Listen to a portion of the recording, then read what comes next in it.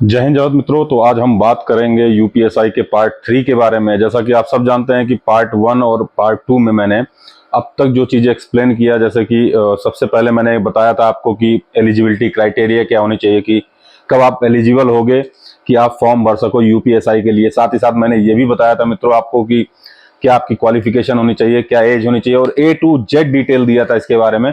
साथ ही हमने पार्ट 2 में बात किया था दोस्तों रिटन एग्जाम के बारे में, कंप्लीट इन्फॉर्मेशन। उसके साथ ही साथ हमने बात किया था दोस्तों डीवीपीएसटी के बारे में, पीईटी के बारे में। साथ ही साथ हमने मेडिकल एग्जामिनेशन कैसे होता है, इन सब चीजों के बारे में काफी डिटेल में बात किया था दोस्तों।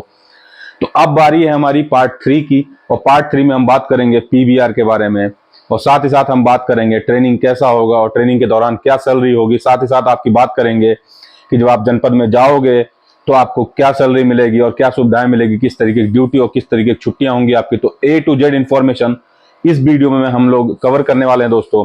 तो उम्मीद करता हूं कि अगर आपको वीडियो अच्छा लगे, पसंद आए, तो लाइक शेयर कमेंट जरूर किया करिए, क्योंकि आपका एक लाइक शेयर कमेंट हमें प्रोत्साहन देता है कि आगे और हम डिटेल में जानकारी आपके सामने किसी दूसरे टॉपिक के ऊपर लेके आए, या फिर नई नई चीजें आती रहती हैं उसके ऊपर हम टॉपिक के ऊपर बताते रहें आपको दोस्तों।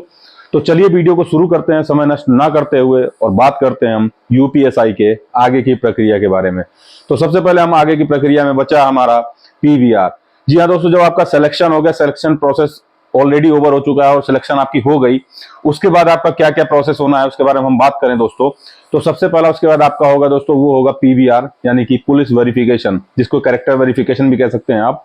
इसमें दोस्तों आपका A to Z information police द्वारा खंगाला जाता है, लाइक कि आपके खिलाफ किसी तरीके का आपराधिक मुकदमा तो नहीं चल रहा है, या किसी तरीके का आपराधिक मुकदमे में आपकी संलिप्तता पहले रही हो, जिसमें आप बरी हुए हैं या नहीं हुए, कोई मुकदमा प्रचलित तो नहीं है, कोई मुकदमा में आपको सजा तो नहीं हुआ है। तो इस तरीके की चीजें आपकी पूरी जानकारी ली जाती है दोस्तों, कि किसी तरीके से आपका आपके ऊपर कैरेक्टर के ऊपर किसी तरीके कोई दाग इस तरीके का तो नहीं है। साथ ही जब आपका दोस्तों सिलेक्शन हो गया, आपका पीवीआर हो गया आपका, उसके बाद जो है डीआईजी या आईजी लेवल के अधिकारी द्वारा दोस्तों आप सबको जो है इसमें तो आपका जो है नियुक्ति पत्र दिया जाता है दोस्तों। और नियुक्ति पत्र में ही आपका लिखा होता है कि किस जगह आपका ट्रेनिंग होना है दोस्तों। तो ट्रेनिंग के बारे में बताऊं दोस्तों, तो ट्रेनिंग जो है टोटल वो होता है आपका 12 महीने का दोस्तों। ट्रेनिंग के बारे में ज्यादा इन्फॉर्मेशन, इंटीरियर अंदर की इन्फॉर्मेशन तो नहीं दूंगा, लेकिन ट्रेनिंग में आपका जो बेसिकली जो होता है दोस्तों मैं बता दूं, आपका उसमें फिजिकल, ताकि आप फिजिकल और मेंटली आपको प्रिपेयर कराया जाता है दोस्तों।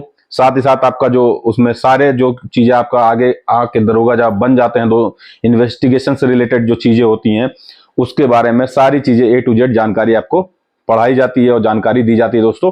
उसमें बहुत सारी चीजें हैं, कुल मिला के कई सब्जेक्ट हैं, तो मैं पूरे डिटेल में नहीं जाऊंगा क्योंकि वो बहुत ज्यादा हो जाएगा। तो इस तरीके की चीजें आपकी चलेंगी, तो इसको हम भूल जाते हैं। ट्रेनिंग के दौरान आपको क्या सैलरी मिलने वाला है, हम इसके बारे में बात करते हैं दोस्तों।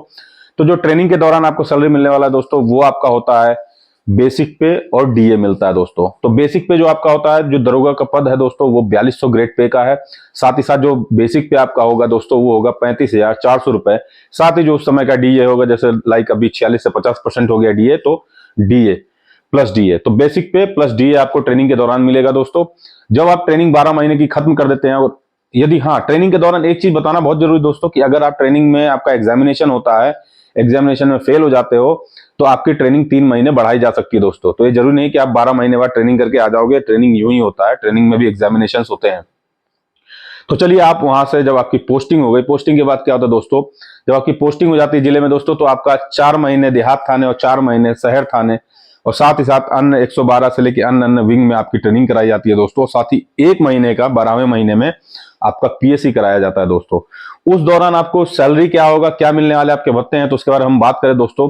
तो उस दौरान जो आपकी सैलरी होगी, वो होगी आपका बेसिक पे, यानी कि 35,400 रुपए, प्लस आपकी जो डीए होगी दोस्तों, उस समय जो भी हो, इस समय जैसे 50% है तो प्लस डीए आप जोड़ लो। साथ ही साथ कुछ भत्ते और एक्स्ट्रा आपको मिलने लगते हैं, जैसे कि आपको डब्ल्यू यानी कि वॉशिंग अलाउंस मिलता है, तो उसमें आपको मिलता है 188 रुपए दोस्तों। साथ ही साथ फूड अलाउंस यानी कि पौष्टिक आहार अलाउंस मिलता है दोस्तों, और वो मिलता है आपको 1500 रुपए। साथ ही आपको मिलता है पेट्रोल भत्ता, जो कि होता है 700 रुपए दोस्तों। और साथ ही साथ जो सबसे इंपॉर्टेंट है, जो लोग पूछना चाहते हैं, सर एचआरए के बारे में बताइए, तो एचआरए का क्या है, एचआरए के बारे में आपको डिटेल में समझा देता हूं दोस्तों।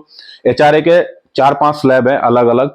तो पहला जो स्लैब है, जो बेसिक स्लैब है, वो ये है दोस्तों कि आपका जो शहर है, शहर में आपका 4040 रुपए जो आपका एचआरए होगा। जो देहात है अगर, तो देहात में आपका होगा 2020 रुपए, और देहात में भी बहुत ज्यादा इंटीरियर और सस्ता इलाका है तो उस समय आपका होगा 1340 रुपए आपका दोस्तों। ये आपका एचआरए हो गया। मेट्रोपॉलिटन सिटी में एक्स्ट्रा मिलता है दोस्तों, वहां पे आपको 4040 से भी ऊपर मिलेगा। तो इस तरीके से 4 स्लैब में बटा हुआ है दोस्तों। तो ये तो आपका एचआरए हो गया। तो सारे चीजों को जब आप ओवरऑल जोड़ लेते हो ओवरऑल, तो वो आपकी जो है संपूर्ण सैलरी बनता है दोस्तों। तो आप जिस दौर में भी फॉर्म भरेंगे तो ये वीडियो आपके हर दौर में काम आने वाला है, क्योंकि वो चीजें फिक्स्ड है फिलहाल, और उसके ऊपर आप जो है अपनी सैलरी निकाल सकते हैं कि आपकी उस समय ट्रेनिंग के बाद सैलरी क्या होगी और ट्रेनिंग के दौरान क्या सैलरी होगी। तो ये तो हो गया सैलरी के बारे में दोस्तों। साथ ही साथ मैं बताना चाहता हूं दोस्तों कि अगर आपने सरकारी मकान ले रखा है तो आपको एचआरए जो है वो नहीं मिलता है। अगर आपने सरकारी मकान नहीं ले रखा है और आपने प्राइवेट लिया है तो ही आपको एचआरए मिलता है, यानी कि हाउस रेंट अलावेंस। तो ये तो टोटल हो गया आपका सैलरी का प्रारूप दोस्तों। अब बात करते हैं कि आपकी मिलने वाली छुट्टियों के बारे में। तो बहुत लोगों का ये सबसे बड़ा कंसर्न रहता है, सर छुट्टी के बारे में बताइए। तो छुट्टी के बारे में बता दूं दोस्तों, 30 आपके जो होते हैं वो सीएल होता है दोस्तों, और 30 आपके होते हैं दोस्तों ईएल। तो कुल मिला के जो ईएल है दोस्तों वो हर साल आपका, अगर आप नहीं लेते हो, इस साल नहीं लिए तो वो हर साल आपका जुड़ता रहता है। साथ ही अगर आप ईएल लेते हो तो एक बेसिक आपका पैसा हर साल, जैसे आपने 30 दिन का ईएल मिलता है और 30 दिन का आपने ईएल काटा तो उसका पैसा कटता है। साथ ही साथ मेडिकल का भी पैसा कटता है दोस्तों, तो इसको आप दिमाग में रख लीजिए। लेकिन सीएल जो होता है वो फ्री ऑफ कॉस्ट होता है, लेकिन ये है वो हर साल जुड़ता नहीं है दोस्तों। आज मान लीजिए कि आपको 30 सीएल मिला और आपने इस साल में 20 सीएल ले पाया तो 10 सीएल वो आपका चला जाएगा, वो आपका जुड़ेगा नहीं, ना उसका कुछ मिलना है दोस्तों। तो ये सिंपल सी आपको जो चीजें थी वो समझाना था, वो समझा दिया मैंने। साथ ही हम बात करेंगे दोस्तों ड्यूटी टाइमिंग की। तो ड्यूटी टाइमिंग का कोई वो मत रखिए, क्योंकि ड्यूटी जो है 24/7 की है, इसलिए पुलिस को मेंटली फिजिकली 12 महीने ट्रेनिंग के दौरान प्रिपेयर किया जाता है। पूरे 12 महीने में जो आपको छुट्टियां मिलती हैं केवल होता है 10 दिन की। 10 दिन की ही टोटल छुट्टी होती है दौरान ट्रेनिंग दोस्तों। तो ये पूरा प्रारूप है यूपीएसआई के बारे में।